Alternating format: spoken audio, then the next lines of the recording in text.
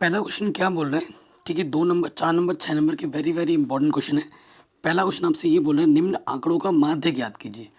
माध्य, माध्य का बहुलक, इन तीनों में से दो टॉपिक तो आपके बोर्ड एग्जाम में पक्के पक्के आएंगे ही आएंगे। ठीक है, इन सभी प्रश्नों को अभी हम सॉल्व करने वाले हैं। तो देखो, सबसे पहले हम माध्य निकालने के लिए किसी विधि का उल्लेख नहीं बोला गया है। ठीक है, गौ नंबर का प्रश्न है, बाकी एक बार आप डिस्क्रिप्शन ज़रूर चेक कर लेना। ठीक है, हमारे पास वर्ग अंतराल है। ठीक है, हमारे पास क्या है बच्चों? वर्ग अंतराल है। उसके बाद बारंबारता को हम एफ से दर्शाते हैं। ठीक है, ये दो चीज़ हमें प्रश्न में दी हुई होती है।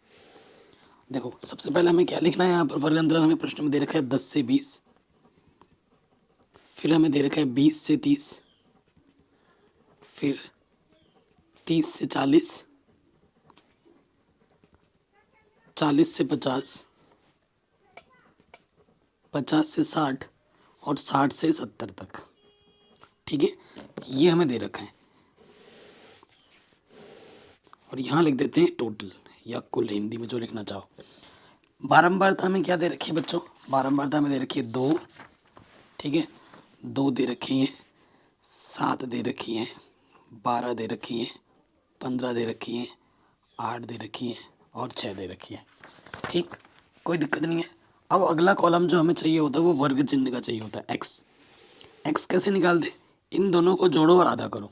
10 और 20, 20 का आधा कितना होता? और 10 और 20 30, 30 का आधा कितना होता है? 15। सब में 10 10 का अंदर है। 15 में 10 जोड़ोगे तो कितना हो जाएगा? 25। 10 जोड़ेंगे तो 35, 35 में 10 जोड़ेंगे तो 45, 45 में 10 जोड़ेंगे तो 55, 55 में 10 जोड़ेंगे तो 65। ठीक है, ये हो गया। अगला कॉलम हम प्रत्यक्ष विधि लगाते हैं, सिंपल, सबसे आसान विधि है 2 नंबर के लिए, सबसे आसान विधि यही होती है। तो गुणा करोगे, 15 दूनी कितना हो जाता है? 30। ठीक है, फिर आपको गुणा करना है 25 सत्ते 175। ठीक है, फिर आपको 12 को गुणा करना है 35 के साथ। तो 12 गुणा 35 करोगे तो ये आपका आ जाएगा 420। फिर आपको गुणा करना है, 15 को गुणा कर देना है 45 के साथ, तो ये आपका आ जाएगा 675। फिर आपको गुणा करना है 8 से गुणा कर देना है 55 में, तो ये आ जाएगा 440। और फिर आपको 65 को गुणा कर देना है 6 से, तो ये आ जाएगा 390। ठीक है, हमें प्रश्न में क्या बोला है? माध्य निकालने के लिए। तो माध्य निकालने के लिए हमने लगाया प्रत्यक्ष विधि। एक्स बार बराबर सूत्र क्या होता है? सिग्मा एफ एक्स बट्टे सिग्मा एफ। अब देखो जोड़ो, यहाँ से जोड़ेंगे तो 5 और 5 10, हासिल लगा 1। फिर देखो 3 और 7 10, 12, 12 और 7 19, 19 और 4, 19 और 4 कितना? 23। ठीक है, 19 और ये 4 कितना हो गया? 23। 23 और 9 कितने हो गए? 23 और 9 हो गए 32, और हासिल लिखता 33। हासिल अब की बार कितना लग गया? 3। तो देखो 3 4 और 1 5, 5 और 6 11, 11 और 5 11 और 4 कितना हो गया? 15, 15 और 3 18, 18 और 3 21। ठीक है, 10 11 15 18 3 21, ये हो गया। अब सिग्मा एफ चाहिए होगा, इन सबको जोड़ोगे तो क्या हो जाएगा? देखो 12 और 8 20। ठीक है, ये कितना होगा? 20 और 15 कितना होगा? 35। 35 और ये कितना हो गया? 35 और 6 6 12 13 और 2 15। ठीक है, तो ये कितने हो गए? 35 और 15, ये हो गए 50। तो ये मान हम यहाँ रख देंगे 2130 बट्टे 50। 1 0 से 1 0 कटा, 213 में भाग दे दोगे 5 से, 5 से काटोगे 5 चौके 20, 5 दूनी 10। ठीक है, दशमलव लगाएंगे 5 छंग 30, आंसर आ जाएगा 42.6। तो ये क्वेश्चन आपके एग्जाम में ज़रूर आएगा। ठीक है, आराम से बन गया। अगले प्रश्न में आ जाते हैं। ये ऐसे प्रश्न हैं जो बोर्ड एग्जाम में जरूर आएगा और ये बोर्ड्स के ऑफिशियल्स के प्रश्न है। कह रहे बिंदु -4,6 बिंदु इतने और इतने को जोड़ने वाले रेखाखंडों को किस अनुपात में विभक्त कर दिए? तो शानदार क्वेश्चन है। ठीक है, आएगा ही आएगा एग्जाम में। तो अगला जो हमारे पास एक रेखाखंड है, एक रेखाखंड का नाम दे दिया है ए बी। ठीक है, ए बिंदु हमारे पास प्रश्न में दे रखा है -6,10 और बी बिंदु हमें प्रश्न में दे रखा है 3, -8। ठीक है, एक बिंदु हमारे पास मान लेते पी, इसे बिंदु का निर्देशांक है 4,6। मान लेते हैं ये जो बिंदु है ना, इसको m1 अनुपात m2 में विभक्त कर दिए। ये x निर्देशांक है, ये y निर्देशांक है, और ये हमारा कौन सा बिंदु है, ये हमारा विभाजन बिंदु है, ये हमारा विभाजन बिंदु है। ठीक है, कोई दिक्कत नहीं है। ये हमारा x1 है, ये हमारा y1, ये हमारा x2 है, ये हमारा y2 है। ठीक है, हमें x का मान भी पता है, y का मान पता है, किसी भी एक को ले लो। तो यहाँ लिख देंगे विभाजन सूत्र से। ठीक है, यहाँ लिख देंगे विभाजन सूत्र से। अब देखो x बराबर ले लो, सूत्र क्या होता है, m1 x2 plus m2 x1 m1 plus m2। x निर्देशांक है मेरे पास -4। ठीक है, m1 पता नहीं, x2 है मेरे पास कितना 3, m2 पता नहीं, x1 कितना है -6, बट्टे में m1 प्लस m2। इसके बट्टे में कुछ नहीं तो 1 ले लिया, तिरछे गुणा करेंगे। सो यहाँ से देखो किसी भी संख्या को 4 से गुणा करो, -4 m1 -4 m2, और किसी भी संख्या को 1 से गुणा कर दें वही रहता है 3 m1 -6 m2। तो ये देखो m1 को एक तरफ ले, प्लस का 3 इधर के माइनस का 3 हो जाएगा। ठीक है, और ये -4 m2 इधर के क्या हो जाएगा, +4 m2। ठीक, यहाँ से आ गया -7 m1, इधर से बचेगा -2 m2। 6 में से 4 घटाएंगे, इधर नेगेटिव कटा, ये m1 गुणे m2 गुणे में इधर के बट्टे में आ गया, ये 7 गुणे में इधर के बट्टे में आ गया। और बट्टे का मतलब ही क्या होता है, बट्टे का मतलब ही होता है अनुपात। ठीक है जी, और यही हमें ज्ञात करना था। m1 अनुपात m2 कितना है, 2:7 है। तो ये प्रश्न भी हमारा बड़े आराम से बन गया। कोई दिक्कत हो या कोई परेशानी हो, वीडियो को दोबारा ज़रूर देखें। अगले प्रश्न में आ जाओ। कह रहे हैं 4 नंबर, x और y में एक ऐसा संबंध ज्ञात कीजिए कि बिंदु x y बिंदु इतने और इतने से समदूरस्थ हो।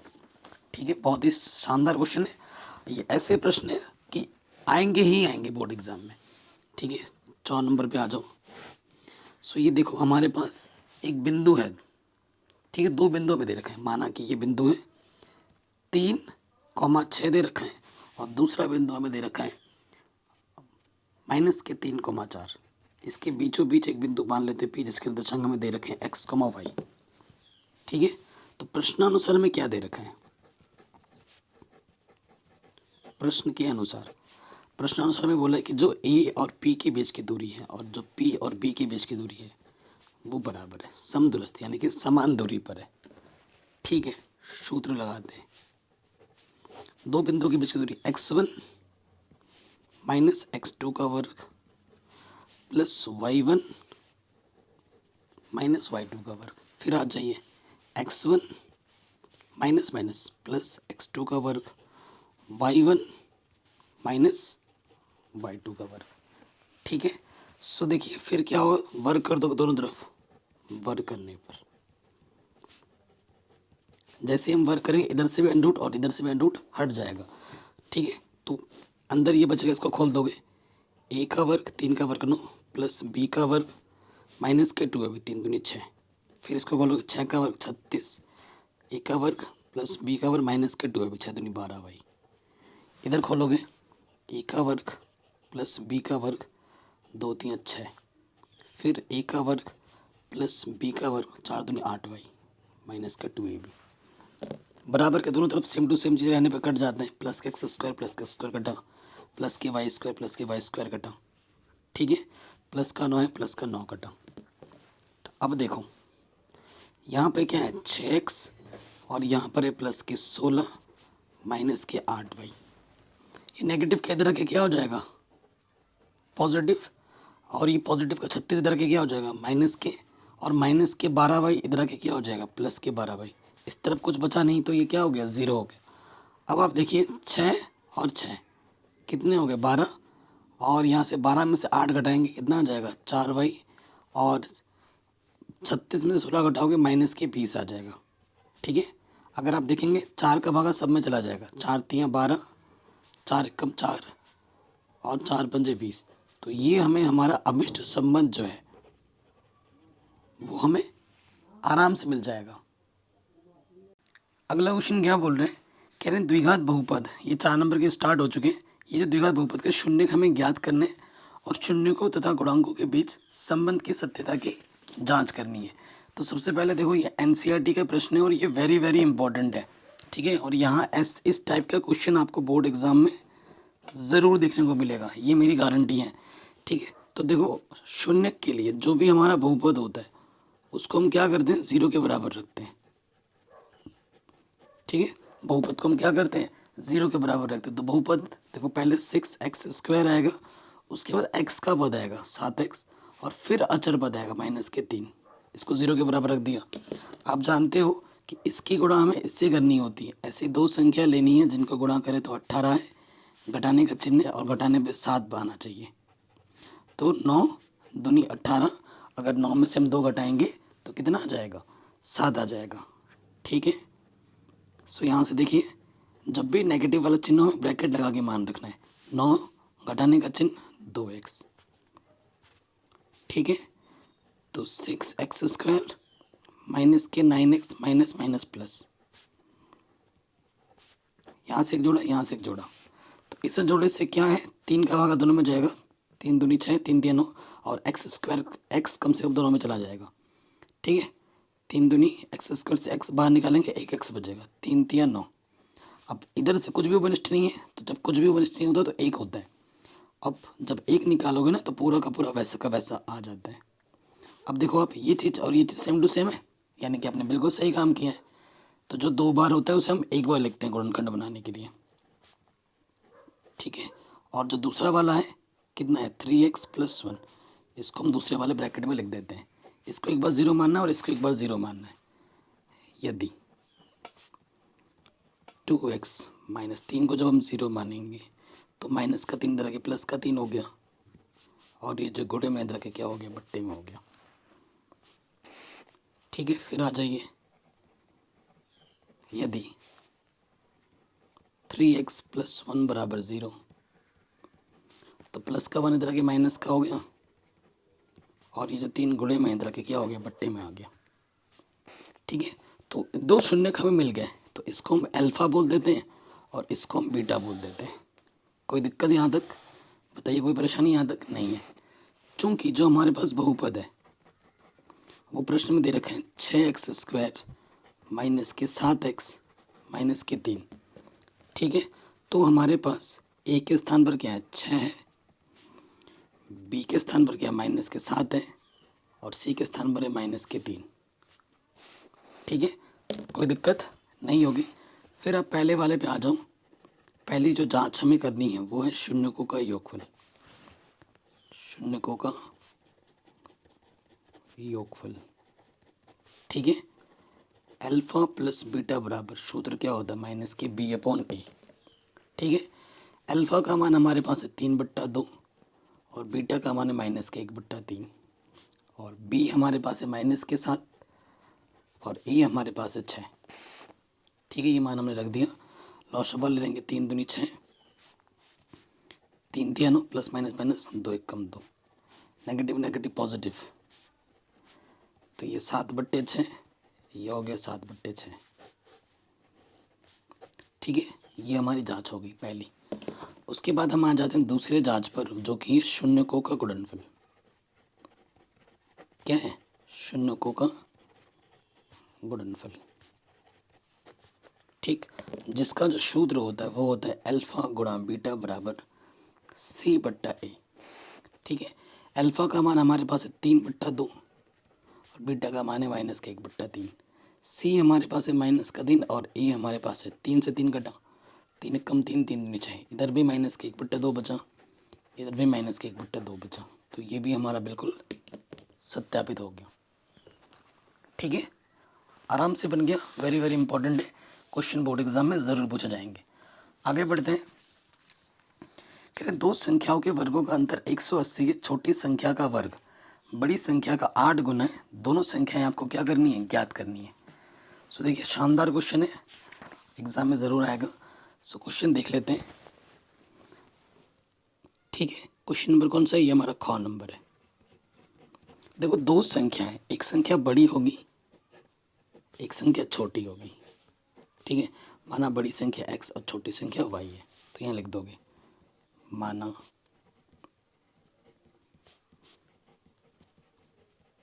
बड़ी संख्या x है तथा छोटी संख्या y है। ठीक है, ये चीज़ें। अब आ जाओ, क्या बोल रहे हैं, दोनों संख्याओं के वर्गों का अंतर 180 है, तो यहाँ लिखेंगे प्रथम शर्तानुसार। ठीक है, प्रथम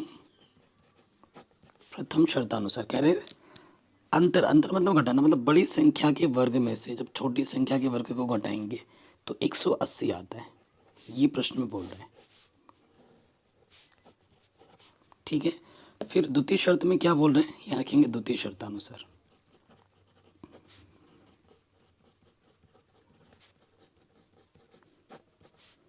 द्वितीय शर्त में ये बोल रहा है कि छोटी संख्या का वर्ग, देखो यहाँ पे क्या बोला है, छोटी संख्या का वर्ग बड़ी संख्या का 8 गुना है। ठीक है, छोटी संख्या का वर्ग करो वो बड़ी संख्या का 8 गुना है। ठीक है, ये हमारे पास दूसरा समीकरण आ गया। अब हम क्या करेंगे, वाई स्क्वायर का मान समीकरण 1 में रख देंगे, तो यहाँ देखेंगे वाई स्क्वायर का मान समीकरण 1 में रखने पर, ठीक है, यहाँ रख देंगे तो एक्स स्क्वायर ये हो जाएगा 8x और प्लस के 180 इधर के क्या हो जाएगा माइनस के 180। तो ये हमें हमारा एक द्विघात समीकरण मिल गया जिसको हमें हल करना है। देखो इसका गुणज कुछ नहीं तो एक है, ऐसी दो संख्या लेनी है जिनको गुणा करने पे 180 है और घटाने पे 8। 18 धाई 180, 18 में से 10 घटाओगे 8 आ जाएगा। ठीक है, 18x माइनस के 10x। ठीक है, नेगेटिव है, माइनस अंदर गुणा कर देंगे, नेगेटिव नेगेटिव पॉजिटिव। ठीक है, कोई दिक्कत नहीं है, यहाँ से एक जोड़ा, यहाँ से एक जोड़ा। सो देखिए यहाँ से क्या हो जाएगा, x उभयनिष्ठ निकाल देंगे और यहाँ से आ गया 18, यहाँ से 10 उभयनिष्ठ आ जाएगा और 10 से कम 10, 10 अट्ठे 80। सेम टू सेम है, यानी कि आपने बिल्कुल सही काम किया है। जो 2 बार है उसे हम 1 बार लिखेंगे और जो उभयनिष्ठ निकाला है उसको आप दूसरे वाले ब्रैकेट में डाल दोगे। ठीक, यदि यहाँ देखो, यदि x प्लस 10 बराबर 0 तो प्लस का 10 इधर आ गया, माइनस का 10 हो जाएगा। ये वाला हमारा अमान्य हो जाएगा, क्योंकि जैसे ही तुम x का मान यहाँ रखोगे y का मान निकालने जाओगे अंडर रूट में माइनस आ जाएगा, तो वो अपरिभाषित हो जाते हैं ना, काल्पनिक मान देते हैं। तो अब इसको लेना है, यदि x माइनस 18 बराबर 0 तो माइनस के 18 इधर के क्या हो गए प्लस के 18। तो ये हमें हमारी बड़ी संख्या मिल गई। चूँकि हमारे पास वाई स्क्वायर बराबर 8x था, x का मान रख दोगे, ठीक है, तो y का मान इसका वर्गमूल आ जाएगा। 8 को लिख सकता हूँ 4 दूनी 8 और 18 को लिख सकता हूँ 2 गुना 9। ठीक है, तो देखो y क्या हो जाएगा, 4 का वर्गमूल 2, इसका जोड़ा बना है, एक बाहर आएगा, 9 का वर्गमूल 3, 4 3 12, तो छोटी संख्या कितनी होगी, 12 होगी। ठीक है, छोटी संख्या कितनी होगी, 12 होगी। कोई दिक्कत, बड़ी संख्या 18 और छोटी संख्या 12 होगी, आराम से हो गया, कोई परेशानी नहीं। आगे बढ़ते हैं, क्या बोल रहा है प्रश्न, कह रहे हैं सिद्ध कीजिए कि किसी वृत्त के किसी व्यास के सिरों पर खींची गई स्पर्श रेखाएं समानांतर होती हैं। ठीक है, बहुत ही शानदार क्वेश्चन है और इजी क्वेश्चन है। देखिए हमारे पास एक वृत्त है, ठीक है, ये हमारा एक वृत्त है और वृत्त के ये व्यास है और ये वृत्त का केंद्र है। व्यास के सिरों पे खींची गई स्पर्श रेखाएं, ये वाला एक स्पर्श रेखा है और ये एक स्पर्श रेखा है। ठीक है, ये आपस में कैसे होती हैं, समानांतर होती हैं, ये हमें सिद्ध करना है। ठीक है, तो यहाँ पर लिख देते हैं सिद्ध करना है।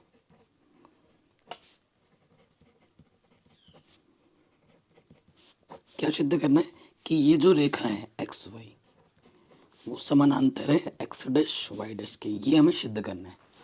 ठीक है, इस वाले बिंदु का नाम पी दे दो, इस वाले बिंदु का नाम की दे दो। ठीक है, सो देखिए प्रमेय 10.1 से, क्वेश्चन बहुत ही सिंपल है। आप जानते हो कि भैया जो ये क्या है भैया, ये त्रिज्या है और ये क्या स्पर्शिका है, इसके बीच में 90 अंश का कोण बनता है। ये आप जानते हो ना, यहाँ पे भी 90 अंश का बनेगा और यहाँ पे भी 90 अंश का बनेगा। ठीक है, यानी कि एक्स क्यू ओ, कोण एक्स क्यू ओ किसके बराबर होगा, वाई डैश पी ओ के।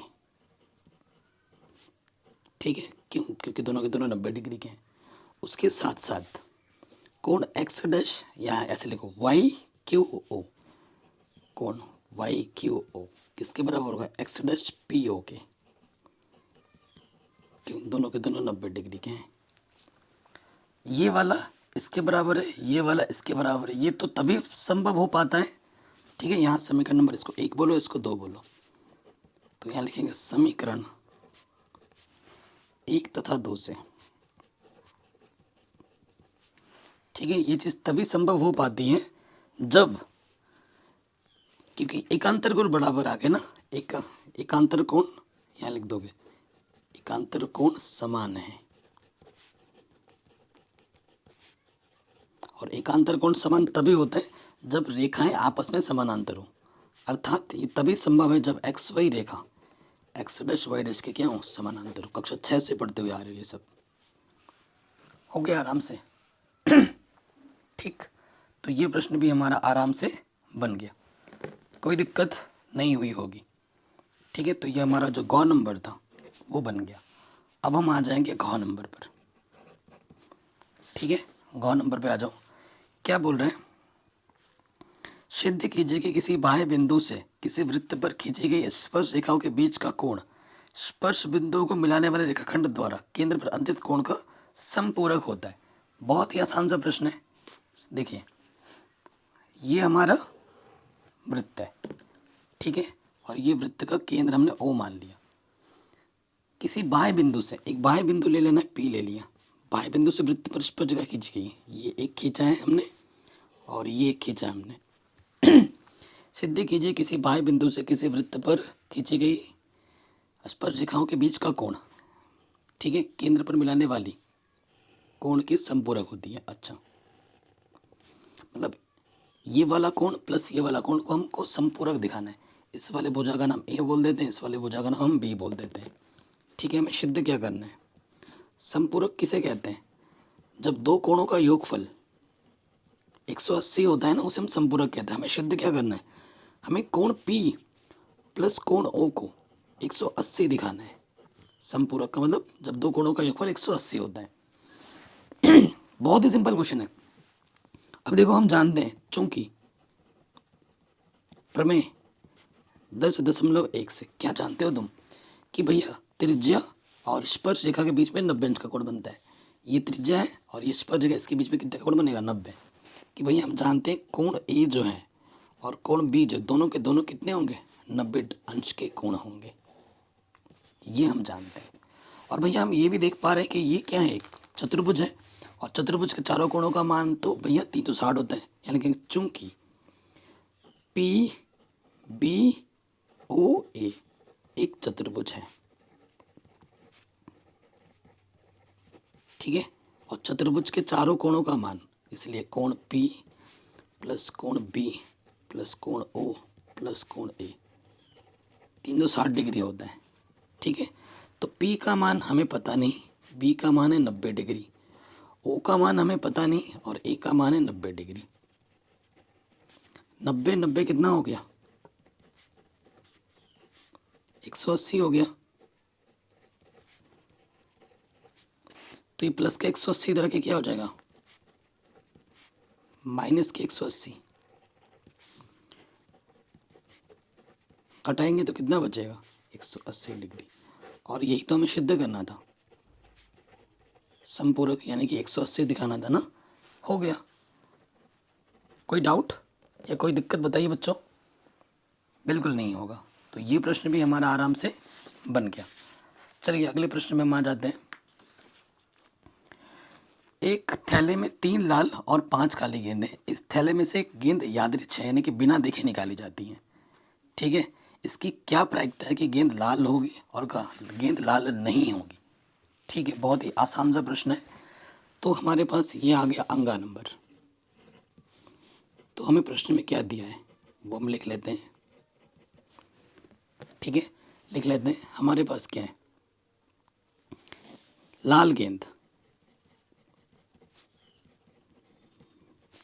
लाल गेंद हमें 3 दे रखी है, काली गेंद हमें 5 दे रखी है। तो कुल गेंद कितनी हो जाएगी, 3 और 5 को जोड़ देंगे तो 8 है। ठीक है, पहले नंबर पे हमें क्या निकालनी, लाल गेंद आने की प्रायिकता। लाल गेंद आने की प्रायिकता हमें ज्ञात करनी है, यानी कि आर का मतलब रेड, पी रेड, यानी कि सूत्र क्या होता है, संभव परिणाम बट्टे में कुल परिणाम, ये हमारा सूत्र होता है। तो देखो भैया, संभव परिणाम कितना है, लाल 3 है, कुल परिणाम कितना है, 8 है। तो पहले वाले का आंसर तो एकदम फट से आ गया, 3/8। अब हमें निकालना सेकंड वाला, लाल गेंद नहीं होने की प्रायिकता। लाल गेंद ना होने की प्रायिकता,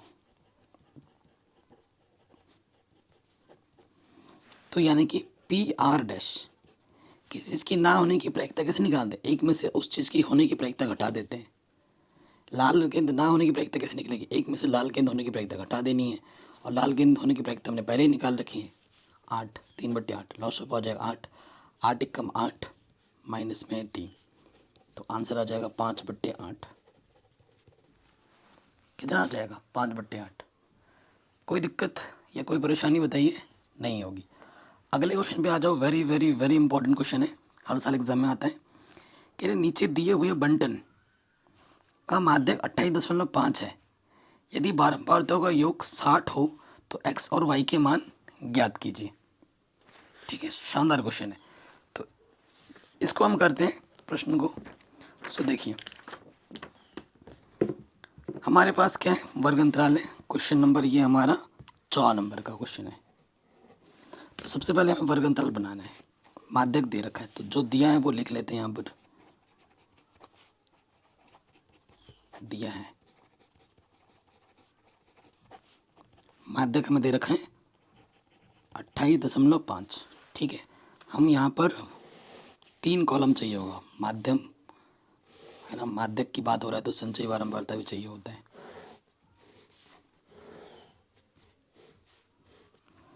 देखो, सबसे पहले हम क्या लिखते हैं यहाँ पर, वर्ग अंतराल, फिर बारंबारता, फिर संचयी बारंबारता। प्रश्न में 2 चीज़ दे रखी है, वर्ग अंतराल और बारंबारता दे रखा है। 0 से 10, 10 से 20, 20 से 30, 30 से 40, 40 से 50 और 50 से 60। ठीक है, ये चीज़ हमें दे रखी है। बारंबारता हमें दे रखा है 5, फिर x, फिर 20, फिर 15, फिर y और फिर 5। ये x और ये जो y, इनके मान में निकालने।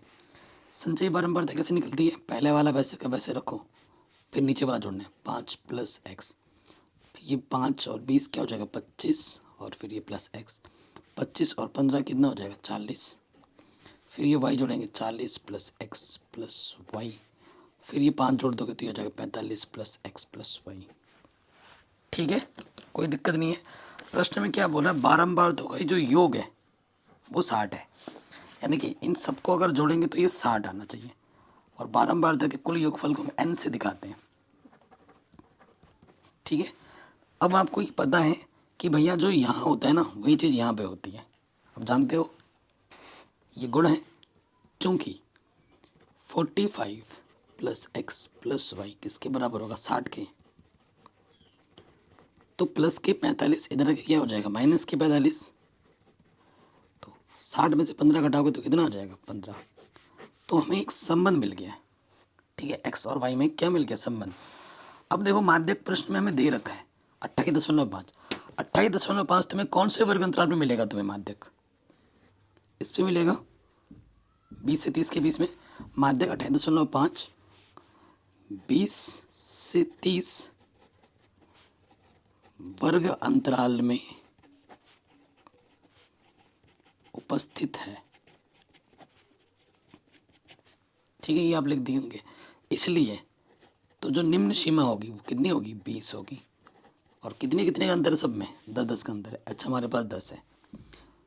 इसी के सीध में ये हमारा एफ हो गया, और इसके जस्ट ऊपर वाला ये हमारा क्या हो गया, सी एफ।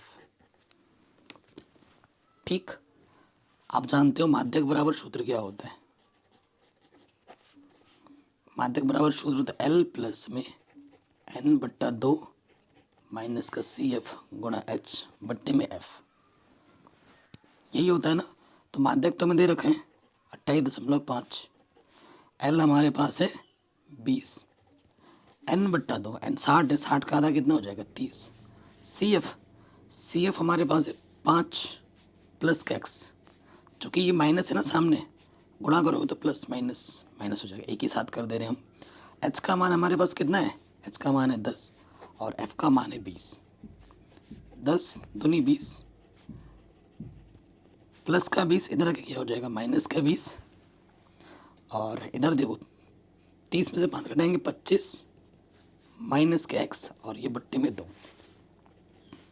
यहाँ से बचेगा 8.5 और बट्टे का 2 इधर रखेगा जाकर गुणे में, यहाँ से बचेगा 25 माइनस के एक्स।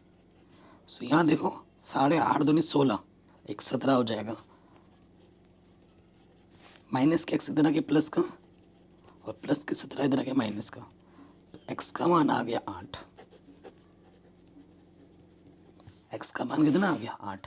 अब एक्स का मान तुम उठाकर यहाँ रख दो, तुम्हें वाई का मान आ जाएगा, जो कि एक्स प्लस वाई आपका कितना है, 15 है। ठीक है, एक्स का मान आपने 8 रख दिया, तो वाई का मान कितना आ जाएगा, प्लस के 8 इधर के माइनस के हो जाएगा, वाई का मान आ जाएगा 7। वाई का मान कितना आ जाएगा, 7। बताइए कोई डाउट या कोई दिक्कत, कोई परेशानी नहीं होगी। तो ये क्वेश्चन भी हमारा आराम से बन गया। आगे बढ़ते हैं। कह रहे 2 अंकों की एक संख्या, बहुत ही ज़्यादा इंपॉर्टेंट क्वेश्चन है, हर साल एग्जाम में आता है। उलटने पर बनी संख्या का योग 66 है। यदि संख्या के अंकों का जो अंतर है वो 2 है, तो संख्या ज्ञात कीजिए ऐसी कितनी संख्या है। 6 नंबर का प्रश्न है, बड़े नंबर में, वेरी वेरी इंपॉर्टेंट क्वेश्चन है। ठीक है, एनसीईआरटी में ऐसा क्वेश्चन है, लेकिन थोड़ा सा हटके है ये क्वेश्चन, इसीलिए इस क्वेश्चन को 6 नंबर में रखा गया है। तो देखिए हमारे पास 2 अंकों की संख्या है। ठीक है, ये इकाई का अंक होता है, ये दहाई का अंक होता है। माना इकाई का अंक x है और दहाई का अंक y है। ठीक है, ये हम मान लेंगे। माना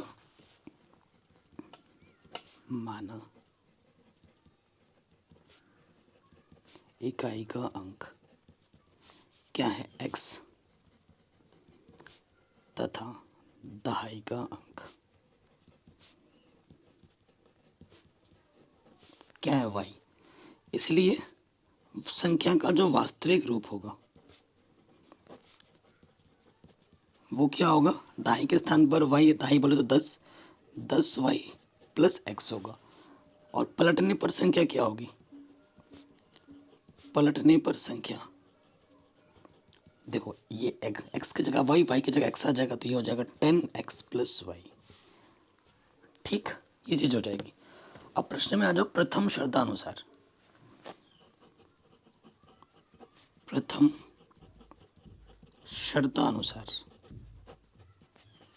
प्रथम शर्त में ये बोला गया है, क्या बोला गया है कि एक संख्या उसके अंकों को उलटने पर बनी संख्या का जो योग है 66 है। मतलब ये जो संख्या है और ये जो उलटने पर बनी संख्या, इन दोनों को अगर मैं जोड़ देता हूँ तो 66 आता है। 10y प्लस एक्स, उसमें अगर ये मैं जोड़ दूँ 10x प्लस वाई, तो कितना आता है, 66। ठीक है, तो देखो 10y प्लस वाई ये हो जाएगा 11y, और ठीक है ये हो जाएगा 11x।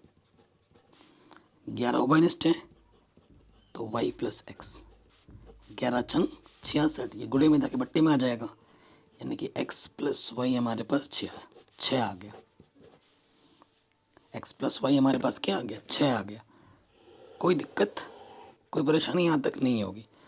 फिर आ जाएंगे द्वितीय शर्तानुसार, यहीं से सबसे मेन इंपॉर्टेंट पार्ट है। द्वितीय समीकरण लिख दिया, द्वितीय शर्तानुसार लिखना था। ठीक है, द्वितीय शर्त में क्या बोला गया है कि उनके उनका अंतर, संख्या के अंकों का अंतर, अंतर मतलब घटाना। अब हमें ये नहीं पता है कि ये बड़ा है या ये बड़ा है, तो इसलिए यहाँ से दो केस बनेंगे। एक एक बार ऐसे लेंगे, x में से y घटा लेंगे तो दो, या फिर हो सकता है कि y में से x घटाएं तो आए दो। अब क्या होगा वो हम नहीं जानते, इसलिए दोनों केस लेने पड़ेंगे।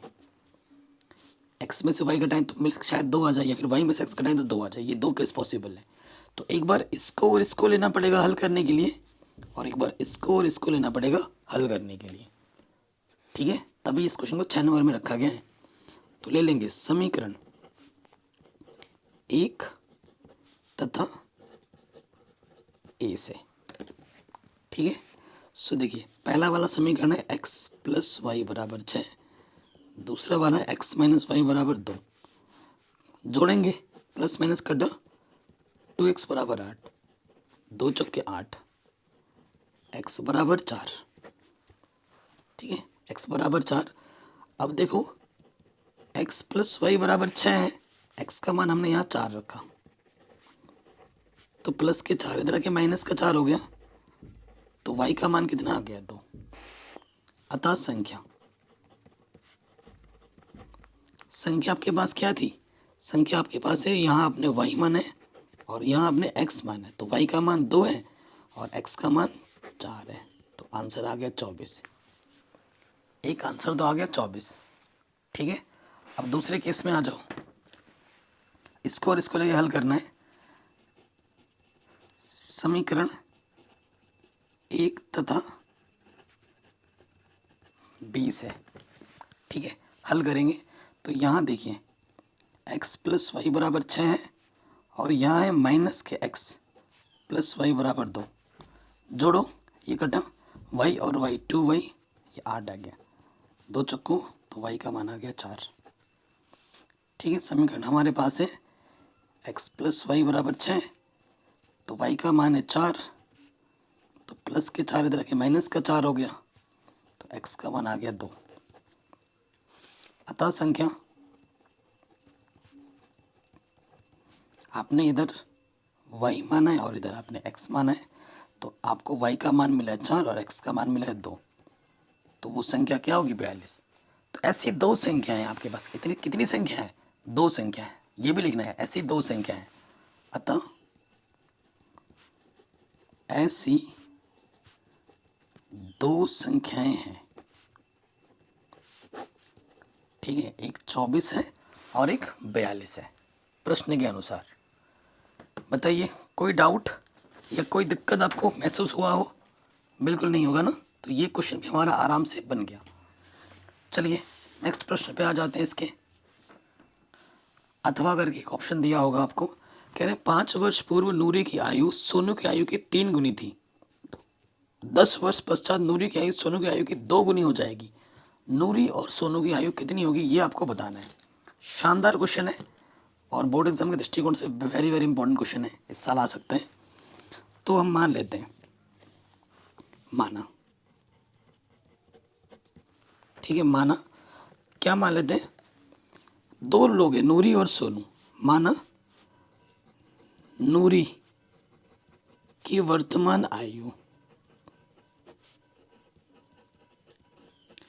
नूरी की वर्तमान आयु कितनी है, x वर्ष, तथा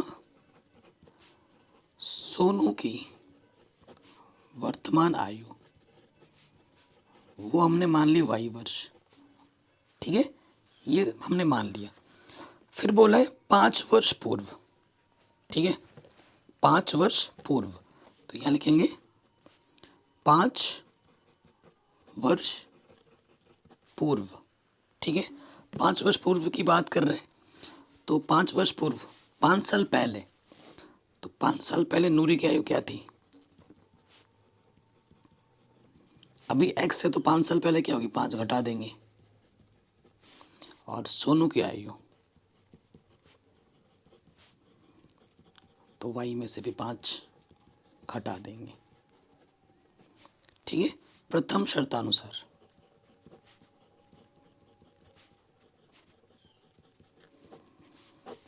क्या बोल रहा है प्रश्न में कि नूरी की आयु सोनू की आयु की 3 गुनी थी, यानी कि नूरी बड़ी है। कौन बड़ी है? नूरी बड़ी है। तो ये नूरी है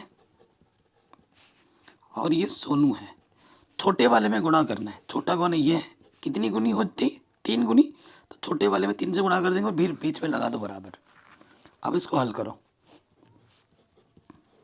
3 से अंदर गुणा करेंगे, ये हो जाएगा 3y, 3 ही 5 15, प्लस का 3y इधर के माइनस का 3y, प्लस माइनस के 5 इधर के प्लस का 5। तो यानी कि पहला समीकरण में मिल गया x माइनस का 3y बराबर माइनस के 10। पहले शर्त से हमें पहला समीकरण मिल गया। ठीक है, अगला जो कंडीशन है 10 वर्ष पश्चात, 10 वर्ष पश्चात, पश्चात मतलब बाद में जुड़ता है। ठीक है, नूरी की आयु 10 वर्ष पश्चात नूरी की आयु क्या हो जाएगी? अभी जितनी भी है उसमें 10 जोड़ दो। ठीक, और सोनू की आयु क्या हो जाएगी? अभी y है तो हमें क्या करना होगा? y में 10 जोड़ देना होगा। ठीक है, द्वितीय शर्तानुसार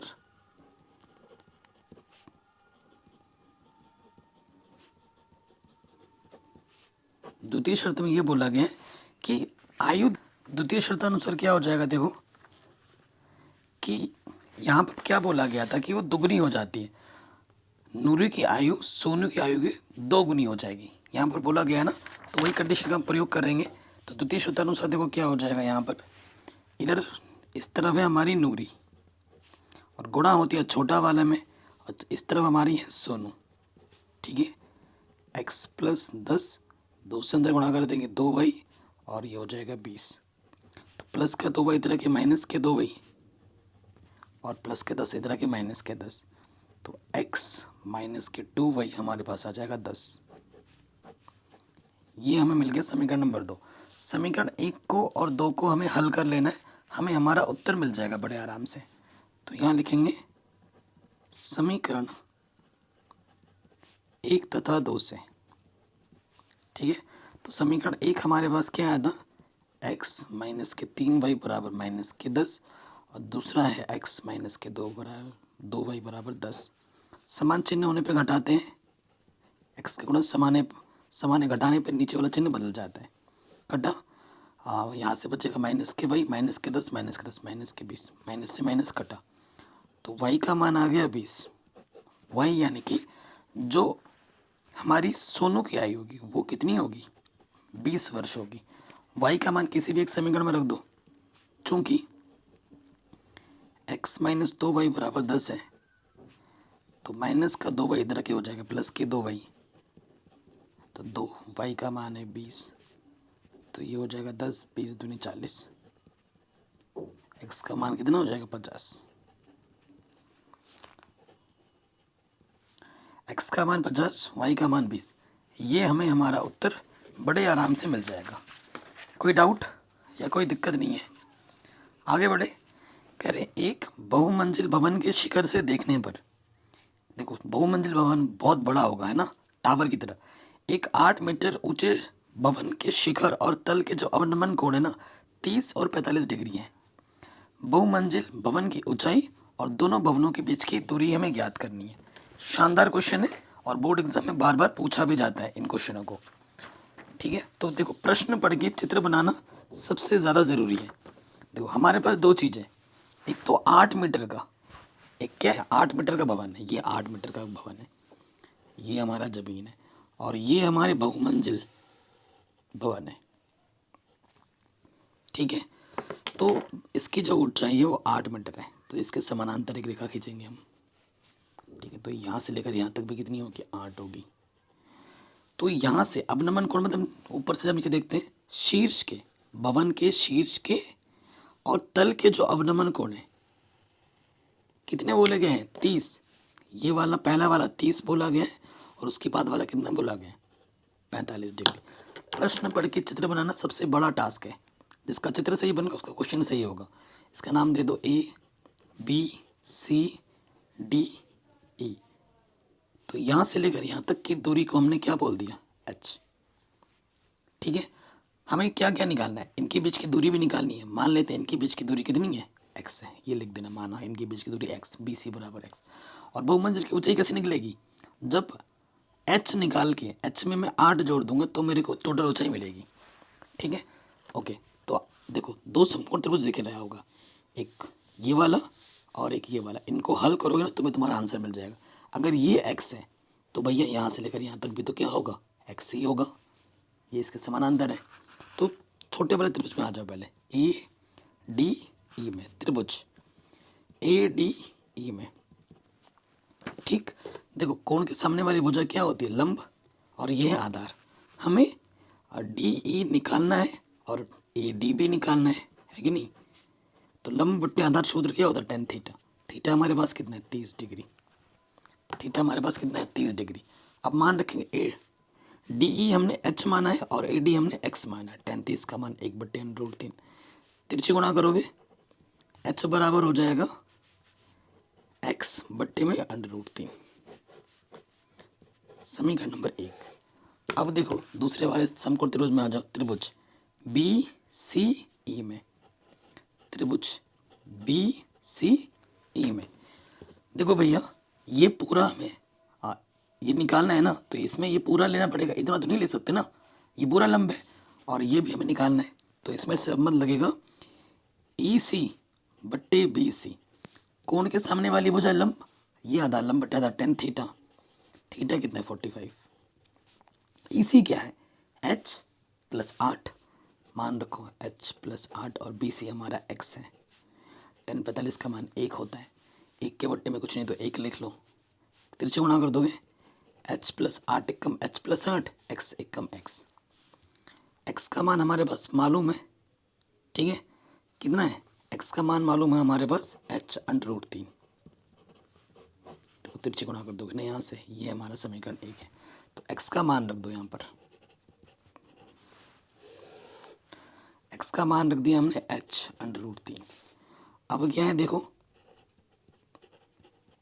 ये प्लस का h इधर के क्या हो जाएगा, माइनस के h उभयनिष्ठ h एकम h, तो ये गुणे में इधर के क्या हो जाएगा, बट्टे में। ठीक है, सो अब हमें क्या करना है, परिमेयकरण करना है। कभी भी अंडर नीचे नहीं छोड़ दें, परिमेयकरण करना आते ही होगा। √3 + 1, विपरीत चिन्ह से ऊपर नीचे हमने क्या कर दिया, गुणा कर दिया। जैसे हम गुणा करेंगे, देखो ये किस रूप में दिख रहा है हमें, जो भी सूत्र लगाओगे एग्जामिनर को बताना है भाई, a - b a + b क्या होता है, a² - b²। कुछ भी डायरेक्ट नहीं करना है। ऊपर है 8 √3 + 1, ये हो जाएगा a² - b²। ठीक है, सो यहाँ से देखो क्या हो जाएगा, 8 √3 + 1, √3 का वर्ग करेंगे 3, 1 का वर्ग 1। ठीक है, ये चीज आ गई 8 √3 + 1, 3 में से 1 घटाओगे 2, 2 चौके 8। ठीक, तो h का मान हमें मिल गया है 4 √3 + 1। ठीक है, ये हमें h का मान मिल गया है। तो h का मान यहाँ रख देंगे तो x का मान मिल जाएगा, इसलिए x बराबर h√3, h का मान हमारे पास है 4 √3 + 1 और गुणा में √3।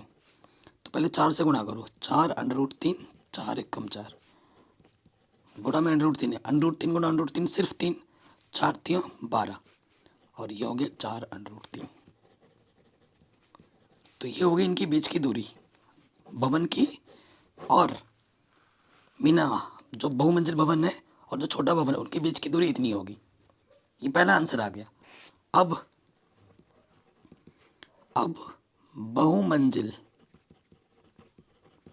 बहुमंजिल की ऊंचाई वो भी इतनी ही आएगी, वो भी इतनी ही आएगी। कैसे देखो, क्योंकि यहाँ पर कोण 45 है, अब कोण 45 होने पर जितनी ऊंचाई होती है उतनी ही परछाई होती है।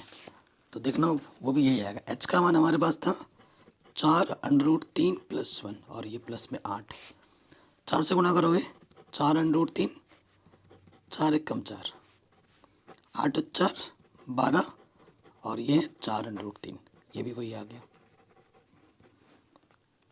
Same to same. तो इस तरीके से ये प्रश्न भी हमारा आराम से बन गया। आगे बढ़ते हैं नेक्स्ट क्वेश्चन में, अथवा में आ जाओ। कह रहे भूमि के एक बिंदु P से 10 मीटर ऊंचे भवन के शिखर का जो उन्नयन कोण है ना वो 30 डिग्री है। भवन के शिखर पर एक ध्वज को लहराया गया है और इस P से ध्वज के शिखर का जो उन्नयन कोण है ना वो 45 है डिग्री है। ध्वज दंड की लंबाई और बिंदु P से भवन की दूरी हमें ज्ञात करनी है। देखो ये अथवा वाला प्रश्न है, हम तो सारे ही कर रहे हैं। √3 का मान 1.732 लेना है। ठीक है, चित्र बनाते पहले। ये हमारी भूमि है, जमीन है। कह रहे भूमि के एक बिंदु P से, ये बिंदु हमने ले लिया P से एक 10 मीटर ऊंचे भवन के शिखर का उन्नयन कोण, ये हमारे पास एक भवन है 10 मीटर ऊंचा है। ठीक है, कह रहे इस बिंदु से इसके भवन के शिखर का जो उन्नयन कोण है ना वो 30 डिग्री है। अब इसके बाद क्या बोले कि भवन के शिखर पर एक ध्वज को लहराएगा। ये हमारा एक ध्वज लहरा रहा है इसके ऊपर। ठीक है, राष्ट्रीय ध्वज हमारा लहरा रहा है। कह रहे इस बिंदु, उसी बिंदु P से इसके शिखर का जो उन्नयन कोण है ना वो अब कितना हो जाता है, वो हो जाता है 45। मतलब यहाँ से लेकर यहाँ तक पूरा 45 है। तो कह रहे ध्वज दंडे की लंबाई, ये जो ध्वज दंड है ना इसकी लंबाई निकालनी। मान लेते हैं इसकी लंबाई h है। ठीक है, और भवन की दूरी भी निकालनी है, यहाँ से लेकर यहाँ तक की दूरी। इस नाम को दे दो Q, इसको नाम दे दो R, इसको नाम दे दो H। मान लेते हैं कि ये जो दूरी हमें निकालनी है, इस दूरी को मैंने x बोल दिया। हमें x भी निकालना है और हमें h भी निकालना है। चित्र बन गया। अब क्वेश्चन बहुत ही सिंपल है भाई। एक छोटा समकोण त्रिभुज बनाए और एक बड़ा समकोण त्रिभुज बनाए, दोनों को हल कर लो, आंसर आ जाएगा। त्रिभुज छोटा वाला ले लेते हैं, PQR में। ये पता है और ये निकालना है। कोण के सामने वाली भुजा लंब QR बट्टे PQ। लंब बट्टे आधार क्या होता है, tan थीटा। और छोटे वाले में कोण कितना है, 30 डिग्री है। QR है 10, PQ है x। tan 30 का मान 1/√3, x एकम x, और ये हो गया 10√3। प्रश्न में हमें √3 का मान रखने के लिए बोला गया है, वो है 1.732। 10 से गुणा करने में दशमलव एक स्थान पीछे खिसक जाता है, तो आंसर आ जाएगा 17.32। ठीक है, यानी कि जो इस बिंदु से और ये जो भवन है इनके बीच की जो दूरी है वो 17.32 मीटर है। 10√3 का मतलब वो 17.32। पहला आंसर आ गया। अब आ जाएंगे समकोण त्रिभुज दूसरे बड़े वाले में, त्रिभुज PQH में। ठीक है, सो देखो हम लेंगे SQ और ये बट्टे में, क्योंकि ये हमें निकालना है, पूरा लेना पड़ेगा और ये हमें पता चल चुका है PQ। तो लंब बट्टे आधार क्या होता है, tan थीटा। थीटा बड़े वाले में कितना है, 45। SQ क्या है, H + 10, और PQ क्या है, X। tan 45 का मान होता है 1। कितना होता है, 1 होता है। हम रख देंगे,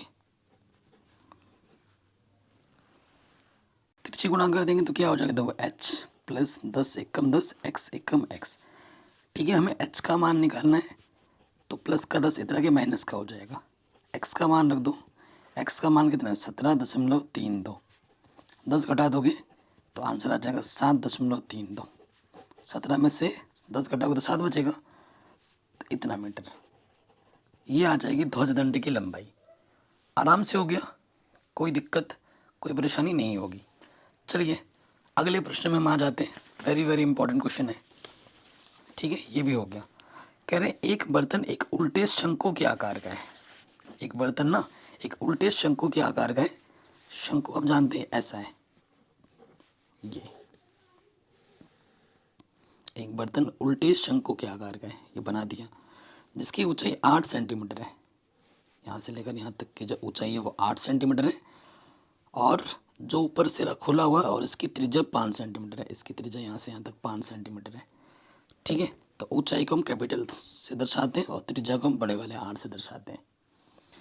कह रहे हैं यह ऊपर तक पानी से भरा हुआ लबालब। जब इस बर्तन में शीशे की कुछ गोलियां डाली जाती हैं, जिनकी जो गोलियां हम डाल रहे हैं ना शीशे की, गोलाकार है और उसकी त्रिज्या हमें दे रखी है 0.5। ठीक है, स्मॉल आर से दिखा दें, 0.5 सेंटीमीटर। अगर इसमें डालते हो तो मान लेते हैं इसमें कितनी गोली डालती हैं,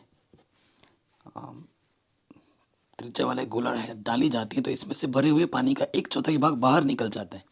बर्तन में डाली गई शीशे की गोलियों की संख्या ज्ञात करनी है। तो माना गोली की संख्या n है, मतलब जितनी गोली आप इसके अंदर डालोगे, n गोली डालोगे ना, तो इसके अंदर जितना पानी उसका एक चौथाई भाग बाहर गिर जाएगा। ठीक है, उसका एक चौथाई भाग बाहर गिर जाएगा। तो प्रश्नानुसार हमारे पास क्या है? प्रश्नानुसार हमारे पास है n गोली का आयतन कितना, शंकु के आयतन का एक चौथाई भाग बाहर गिरता है। शंकु का आयतन का एक चौथाई भाग बाहर गिरता है, ये प्रश्न में पता चला है। तो देखो, गोली का आयतन का सूत्र होता है 4/3 पाई आर क्यूब। शंकु का आयतन होता है 1/3 पाई, सॉरी शंकु है ना, 1/3 पाई आर स्क्वायर, बट्टे में 4, इसके बट्टे में 3 कटा, पाई से पाई कटा, एन निकालना है हमें, ध्यान रखना। आर स्क्वायर एच बट्टे में 4, ये बट्टे का 4 इधर के गुणे में हो गया और आर क्यूब गुणे में लग गया, बट्टे का था ना, देखो गुणे का था इधर के बट्टे में आ गया। अब मान रखो आर का मान हमारे पास है कैपिटल 5 गुणा 5 और एच का मान है 8, 4 गुणा 4, और आर का मान कितना है स्मॉल आर का 0.5, 0.5, 0.5, 0.5। ठीक, यहाँ से दशमलव हटाओगे एक आ जाएगा, एक संख्या एक 0 बढ़ जाएगा। सेम यहाँ पे भी वही होगा, यहाँ से भी। ठीक है, यहाँ से काटो, 5 दूनी 10, 5 दूनी 10, 5 दूनी 10, 2 दूनी 4 कटा, फिर देखो और यहाँ से आ गया 4 दूनी 8। ठीक है, 25 चौके 100 आ जाएगा। तो कितनी गोलियाँ डाली जाती हैं? 100 गोली डाली जाती है। ये तुम्हारा आंसर आराम से मिल जाएगा। ठीक है, तो ये प्रश्न भी आपका आराम से बन गया। आखिरी प्रश्न में आ जाओ। कह रहे एक गोलाकार कांच के बर्तन की एक बेलन के आकार की गर्दन है। ठीक है, मैं आपको बना के दिखाता हूँ। ये हमारे पास एक गोलाकार कांच की बर्तन है, ठीक है, इसकी जो गर्दन है वो बेलनाकार है। ठीक है, तो एक सुराही बन गया जिसकी लंबाई 8 सेंटीमीटर है। इसकी लंबाई 8 सेंटीमीटर यहाँ से लेकर यहाँ तक, और व्यास 2 सेंटीमीटर यहाँ से लेकर यहाँ तक 2 सेंटीमीटर है। तो दिया क्या है? दिया है बेलन की ऊंचाई h बराबर, स्मॉल h भी लिख सकते हो, 8 दे रखा है। और त्रिज्या क्या हो जाएगी? त्रिज्या व्यास की आधी होती है, तो 1 सेंटीमीटर हो जाएगी त्रिज्या। और हमें गोले का जो व्यास दे रखा है,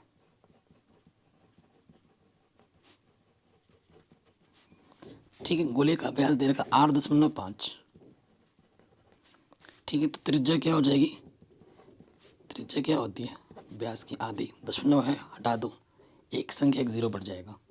ठीक है, काटोगे 5 चौके 5 कम 5 5 35, तो आर का मान हमें मिल जाएगा 17/4 सेंटीमीटर। ठीक है, यहाँ से लेकर यहाँ तक कितना है? 17/4 सेंटीमीटर। तो प्रश्न में आगे पढ़ते हैं। इसमें भरे जा सकने वाले पानी की मात्रा माप कर एक बच्चे ने यह ज्ञात किया कि इस बर्तन का आयतन 345 वर्ग नहीं होगा, घन सेमी होगा। आयतन की बात कर रहा है ना, तो घन सेमी होगा। ठीक है, तो जांच कीजिए कि उस बच्चे का उत्तर सही है या नहीं, यह मानते हुए कि उपरोक्त मापन आंतरिक मापन है और पाई का मान आपको 3.14 लेना है। पाई का मान आपको कितने लेना है? 3.14 लेना है। बताइए, कोई डाउट या कोई दिक्कत यहाँ तक नहीं होगी। अब प्रश्न को हम हल करते हैं। देखो देखो, यहाँ पे आ जाओ, तो प्रश्नानुसार यहाँ लिख देंगे।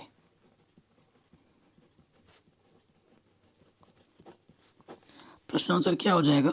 बर्तन का आयतन, बर्तन में कितना पानी आ सकता है, यानी कि आयतन निकालना है। बर्तन का आयतन क्या होगा? गोले का आयतन प्लस बेलन का आयतन।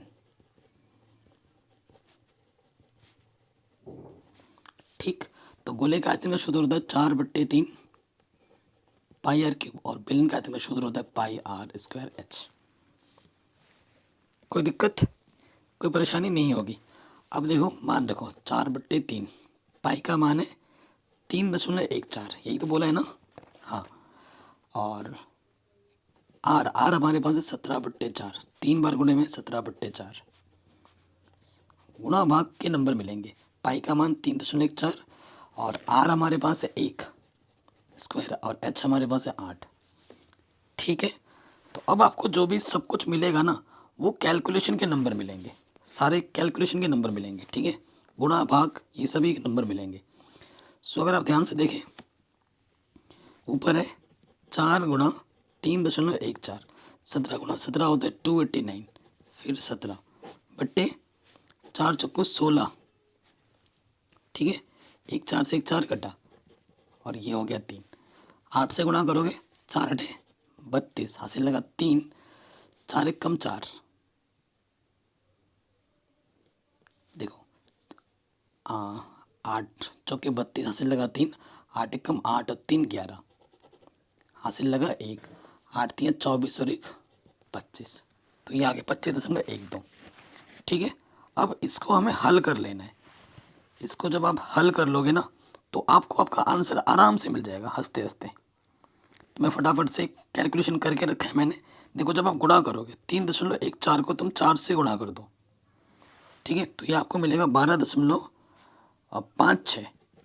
ठीक है, और यहाँ पर क्या है 289 को जब 17 से फिर से गुणा करते हैं ना तो ये आता है 4913। ठीक है, 16 का 16 48 से भाग दे देना है। जो काम करना है इसी में करना है। अब देखो आपको क्या करना है, 4913 को गुणा कर देना है 12.56 से, तो आपको मिल जाएगा 61,707.28 और फिर इसको 48 से भाग देना है। सारा जो नंबर मिलेगा ना वो इसी का ही मिलेगा। किसका मिलेगा, आपको भाग कैलकुलेशन गुणा भाग के ही नंबर मिलेंगे। अब 61 है, ठीक है, इसको भाग देना है 28, इसको भाग देना है 48 से, तो ये आ जाएगा। जितना भी हल करोगे तो हल करने में 346 कुछ आ जाएगा सेंटीमीटर क्यूब। हल करके देखना, ठीक है, इतना आ जाएगा। एनसीईआरटी में मैंने पूरा पढ़ा भी रखा है। तो बच्चे का आंसर 345 था और तुम्हारा आंसर आया 346 कुछ आएगा, देख लेना। ठीक है, देखो इधर थोड़ा थोड़ा गड़बड़ हो तो चलेगा दशमलव के इधर, लेकिन इधर गड़बड़ नहीं होना चाहिए। बच्चे का इधर गड़बड़ है यानी कि बच्चे का आंसर गलत है, तुम्हारा आंसर बिल्कुल सही है। तो ये क्वेश्चन भी हमारा आराम से बन गया। तो ये वेरी वेरी इंपॉर्टेंट क्वेश्चन है, बोर्ड एग्जाम में पूछे जाएंगे। बाकी मैंने इस तरीके के ढेर सारे वीडियो बना रखे हैं जिसके लिंक्स मिलेंगे डिस्क्रिप्शन पे।